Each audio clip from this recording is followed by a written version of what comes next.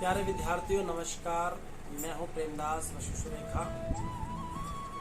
प्यारे विद्यार्थियों, हमारी विषय वस्तु में इस बार यही सच है कहानी लगाई गई है, जो कि मन्नू भंडारी द्वारा लिखी गई कहानी है, जो 1975 के आसपास प्रकाशित होती है। इस कहानी के अंतर्गत मन्नू भंडारी ने महिला के अंतर्द्वंदों को बखूबी रचनात्मक तरीके से प्रस्तुत करने का प्रयास किया है। इस कहानी की मूल विषय वस्तु का अगर हम चर्चा करें तो इसकी मूल विषय वस्तु इस प्रकार है। एक लड़की है जिसका नाम है दीपा। क्या नाम है? दीपा, जो कि एक पीएचडी स्कॉलर है, यानी कि वह अपने विषय पर शोध कार्य कर रही है। दूसरा व्यक्ति है निशित और उसके बाद तीसरा व्यक्ति है संजय।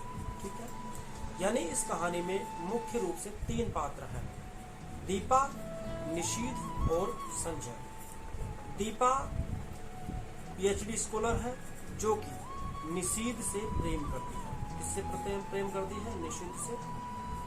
ठीक है, निशीथ से प्रेम करती है, लेकिन कुछ समय के बाद दीपा होती है जो कोलकाता को छोड़कर कानपुर आ जाती है। कहाँ जाती है? कानपुर आ जाती है। उसी दरमियान उसके पिता की मृत्यु हो जाती है।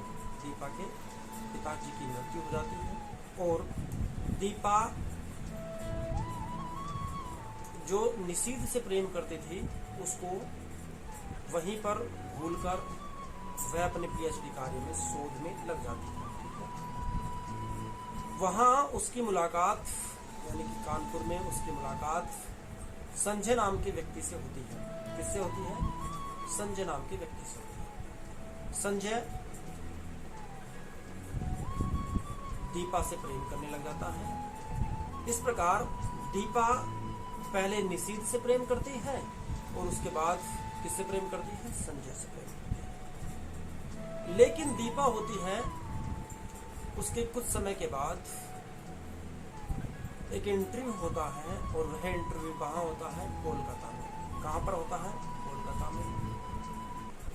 जब वह कोलकाता में अपने इंटरव्यू देने के लिए जाने ही वाली होती है, तब उसके अंतर्गत एक अंतर्द्वंद चलता है कि वह कलकत्ता तो जाए, लेकिन कलकत्ते में उसे निशीथ ना मिले।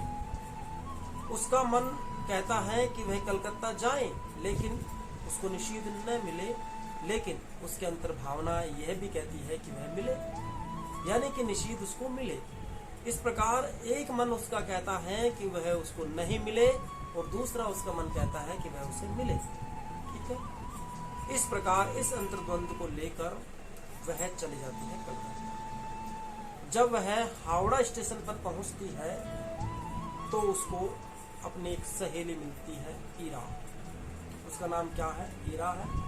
वह वहीं पर रुकती है। ठीक है, और ठीक उसके बाद उसको निशीथ मिलता है। किसको मिलता है? दीपा।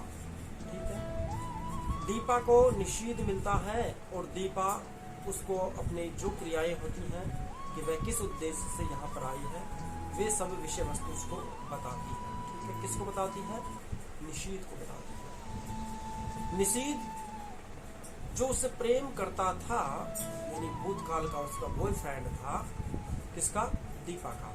लेकिन दीपा अपने अंतर्मन के प्रेम को दर्शाने के लिए सोचती है कि पहले अगर निशीथ मुझसे कहे कि मैं अब भी आपसे प्रेम करता हूँ, उस बात को साझा वह निशीथ के माध्यम से करना चाहती है, लेकिन वे बातें नहीं हो पाती हैं और निशीथ उसके इंटरव्यू के लिए, यानी उसका जो साक्षात्कार होता है, उसको किस प्रकार पास किया जाए, उसे किस प्रकार जॉब दिलाया जाए, इस कार्य में लग जाता है। वह अपने साथी, अपने मित्रों, अपने जानकार लोगों से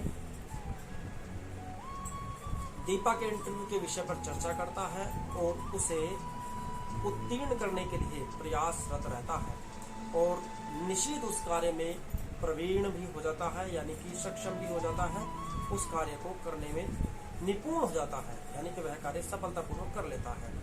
ठीक है, दीपा का इंटरव्यू होता है। दीपा का इंटरव्यू हो जाने के बाद दीपा इंटरव्यू खत्म करने के बाद वापस अपने कानपुर आने की सोचती है। वह आती है, तब उसे निशीद रेलवे स्टेशन पर मिलता है और दीपा कर उसके हाथों पर हाथ रख देता है। किसके ऊपर? दीपा के ऊपर। दीपा अब भी यह सोचती है कि वह मुझसे प्रेम करता है। कौन? निशीद। लेकिन निशीद के मन में ऐसा कुछ नहीं होता। वह अपने भावों को प्रकट करती है कि यही सुख है, यानी कि वह सोचती है कि निशीद अब भी उससे प्रेम करता है और उस प्रेम को महिला किस प्रकार साझा करे यह वह समझ नहीं पाती है। इस कहानी में सिर्फ यह है कि वह अपने अंतर्द्वंद को प्रकट नहीं कर पाती। कौन? दीपा। उसके बाद दीपा वहां से कानपुर आ जाती है। उसके बाद 4 दिन के बाद दीपा एक खत लिखती है। किसको? निशीद को, कि मैं अभी आपसे प्रेम करती हूँ, आप पर विश्वास करती हूँ, आपका इस पर क्या विचार है। वह उसके उत्तर की प्रतीक्षा करती है। कौन? दीपा। लेकिन निशीद उसको जब वापस पत्र लिखता है और उस पत्र को दीपा पढ़ रही होती है, उसमें कहीं पर भी इस बात का जिक्र नहीं होता है कि निशीद अब भी दीपा से प्रेम करता है। लेकिन दीपा के अंदर जो अंतर्द्वंद था, जो अंतर वेदनाएं थी, जो अंतर भावनाएं थी, वह सिर्फ उसको व्यक्त करता है। लेकिन निशीद का दीपा के प्रति कोई प्रेम नहीं होता है। ठीक उसके बाद जब संजय उसके पास आता है तो वह दीपा उससे लिपट जाती है। किससे? संजय से। और अंत में कहती है कि जो मेरी पहले की भावनाएं निशीद के साथ थी वह सिर्फ धोखा था, छलावा था, प्यार नहीं था। असली सच तो यही है, असली सुख तो यही है कि दीपा और संजय का जो मिलन होता है वही इस कहानी में दर्शाया गया है। इस प्रकार यह कहानी यहाँ पर समाप्त होती है। आप सभी का बहुत बहुत धन्यवाद, शुक्रिया।